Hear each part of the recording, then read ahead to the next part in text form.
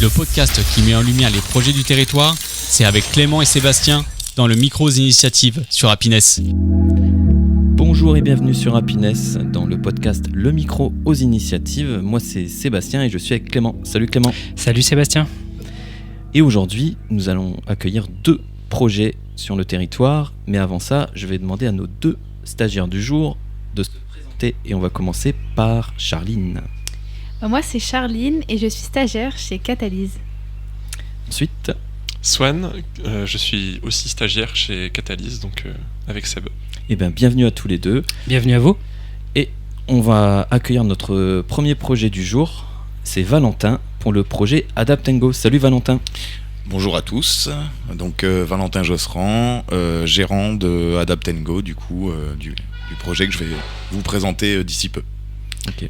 Eh ben on peut y aller, dis-nous tout Valentin, c'est quoi ce projet ? C'est quoi Adapt & Go ? Alors Adapt & Go, qu'est-ce que c'est ? Adapt & Go, c'est un projet qui vient en complémentarité de l'offre existante au transport des personnes en situation de handicap.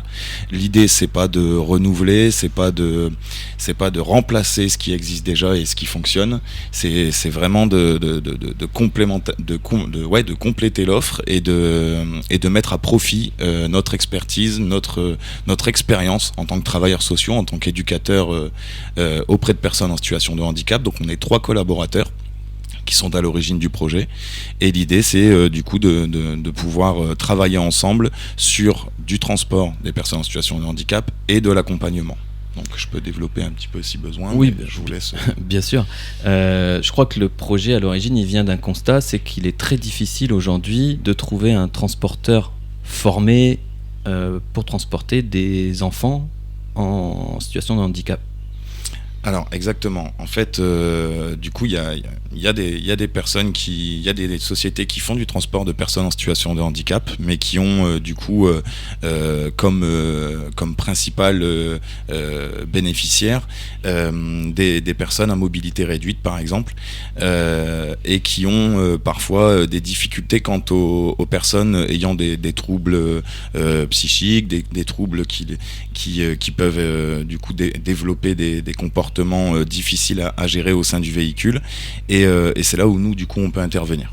D'accord. Est-ce que tu peux donner un exemple pour que ce soit clair pour nos auditeurs, un exemple concret de personne qui peut poser problème lors d'un transport par exemple? Alors poser problème c'est un grand mot, mais en tout cas poser problème au conducteur. Voilà, tout à fait, qui du coup peuvent les mettre en difficulté. Je vais prendre par exemple des enfants ou des adultes avec un trouble du spectre autistique, qui peuvent avoir des troubles du comportement qui peuvent être parfois agités au sein d'un véhicule. Il faut savoir comment les anticiper, ces troubles. Il faut savoir aussi comment les gérer sur le moment lorsque ça arrive. Chose que nous on a acquis avec des années d'expérience et de formation qui ne s'acquièrent pas avec 2, 3, une semaine de formation auprès des conducteurs existants. Et j'essaie de me mettre un petit peu dans la peau d'une famille en tout cas, ou d'une personne atteinte d'un handicap, parce que je me dis voilà, si demain j'ai besoin d'un service, j'appelle un ambulancier lambda. Aujourd'hui c'est pas forcément le cas, ils sont pas tous formés à travailler autour de ce public.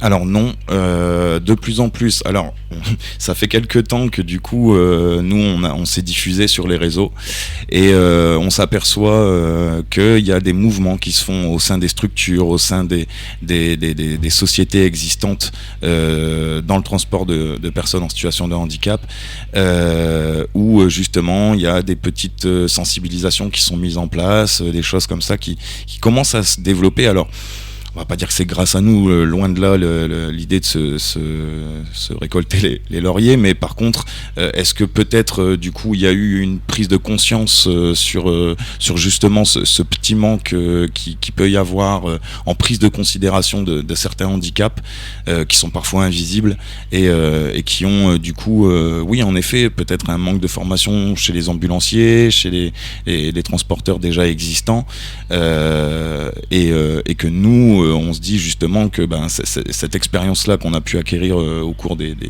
plus des 10 dernières années peuvent être intéressants d'être mises à profit, quoi. Et c'est vrai que là, tu parles de plusieurs années d'expérience, en tout cas, que tu mets au profit de cette structure. Mais par rapport à ce projet, on en est où déjà concrètement ? Est-ce que c'est une structure qui est immatriculée ? Est-ce que vous êtes en activité ? Comment on va jusqu'à vous ?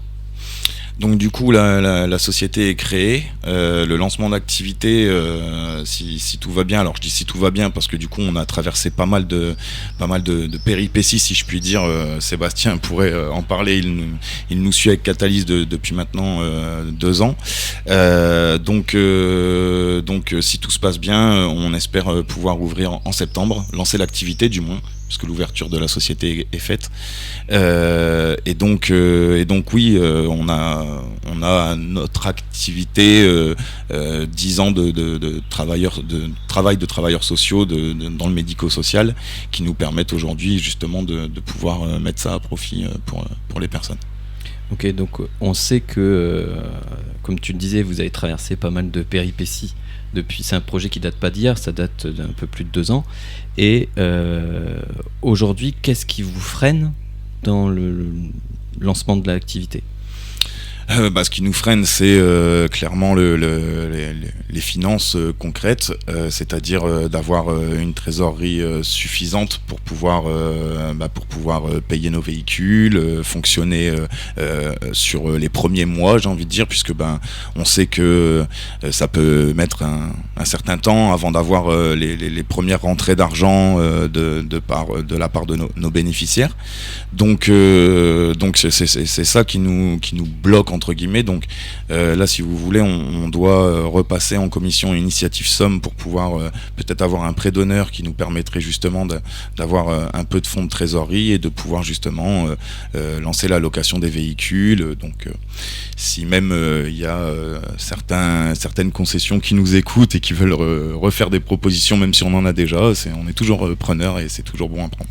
On sait que vous êtes attendu, on sait qu'il y a, que ce soit par les personnes qui ont besoin d'un transport, par les professionnels qui travaillent dans le monde du handicap, on sait qu'ils attendent avec impatience votre début d'activité.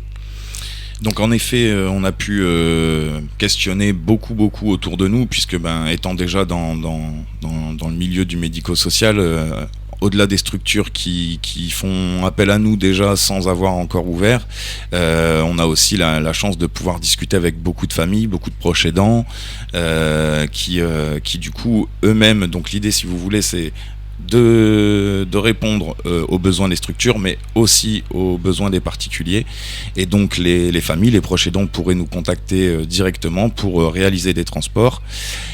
Et l'idée d'Adapt & Go, c'est pas seulement de faire un transport d'un point A à un point B, mais bien de proposer un accompagnement en parallèle, c'est-à-dire, pour donner un exemple concret, il y a un rendez-vous chez le dentiste qui se passe pas toujours très bien parce que personne n'aime le dentiste, moi le premier, et du coup, plutôt que de passer un moment difficile, nous on se propose pas de remplacer, mais plutôt de venir en béquille aux proches aidants, aux familles, ou bien alors en relais aux besoins, si par exemple les familles travaillent encore et que c'est difficile de poser une journée pour ce genre de rendez-vous, nous on peut toujours se proposer en tant que relais et puis réaliser le rendez-vous, faire le lien avec la famille sur comment ça s'est passé, faire le lien avec les structures si c'est un retour en structure après les rendez-vous, et du coup de faire du lien avec les professionnels, essayer d'améliorer l'autonomie dans les transports également, puisque c'est le but, donc voilà. Parce que plus qu'une société de transport, vous êtes surtout une société de transport et d'accompagnement de personnes en situation de handicap.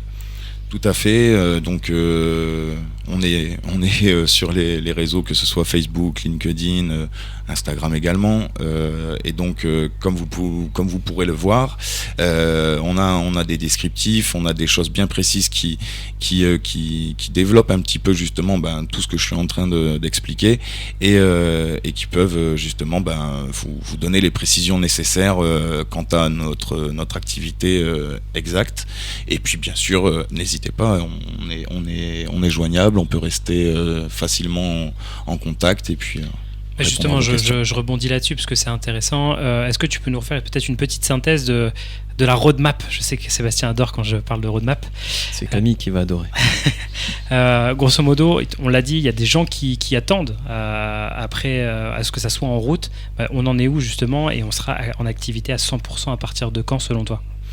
À 100%, j'aimerais bien en janvier 2027 3 véhicules disponibles et du coup une société qui tourne à plein régime selon moi.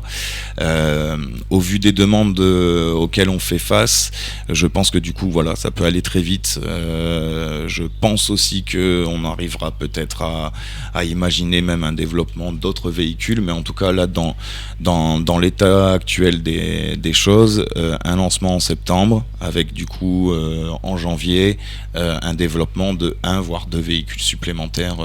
Ouais, donc ça c'est réalisable. C'est imminent en tout cas. Et pour les auditeurs qui pourraient nous écouter, qui auraient peut-être besoin de vos services, c'est quoi le mode opératoire justement pour bénéficier de vos services? Comment ça fonctionne? Alors le mode opératoire, il est simple entre guillemets. Si cela concerne des structures, évidemment ils peuvent prendre contact par mail ou nous appeler directement. Donc les numéros et les mails sont disponibles sur nos réseaux. N'hésite pas à les citer d'ailleurs. C'était les réseaux. Si oui, donc du coup Adapt & Go, merci Clément, Adapt & Go sur Facebook, sur LinkedIn, Instagram, comment dire, l'orthographe est la même, ADAPT & Go, donc facilement trouvable. Sur Google aussi d'ailleurs.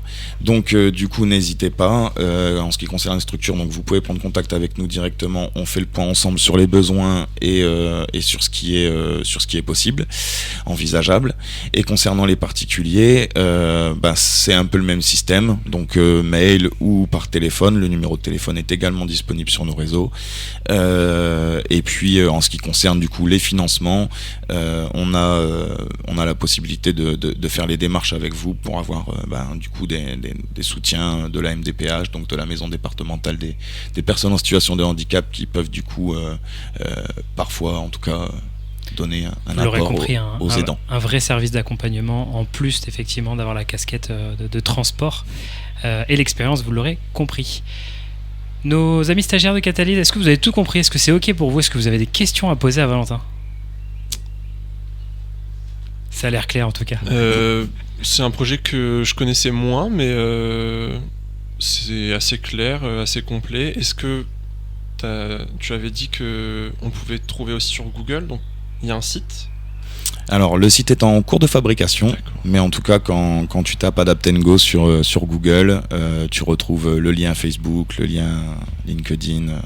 De toute façon, on vous remettra dans l'Instagram de l'émission, directement vous tapez sur Instagram Nos Entrepreneurs, vous allez tomber sur le profil. On vous remettra les coordonnées des porteurs de projets que vous avez au micro Initiative aujourd'hui. En tout cas, merci beaucoup. Est-ce que tout a été dit sur ce projet, Valentin? Est-ce qu'on a fait le tour?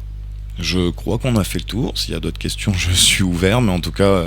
Bon, c'est pareil, vous avez un espace de commentaires de toute façon sur la page Instagram. N'hésitez pas à poser des questions, on les transférera à Valentin avec grand plaisir. Et tu viendras nous revoir lorsque la structure sera en pleine vitesse de croisière. Okay. Avec grand plaisir. Au mois de septembre, on a la chance d'avoir une remise de prix et peut-être que du coup ça aussi, ça va nous permettre d'avoir un soutien financier et du coup une petite aide au lancement. Voilà. En tout cas, merci à vous pour l'accueil. Super, écoute, merci Valentin, puis on te dit peut-être à très bientôt dans le grand format du coup de Nos Entrepreneurs avec BG Picardie. Le podcast qui met en lumière les projets du territoire, c'est avec Clément et Sébastien dans le Micros Initiative sur Happiness.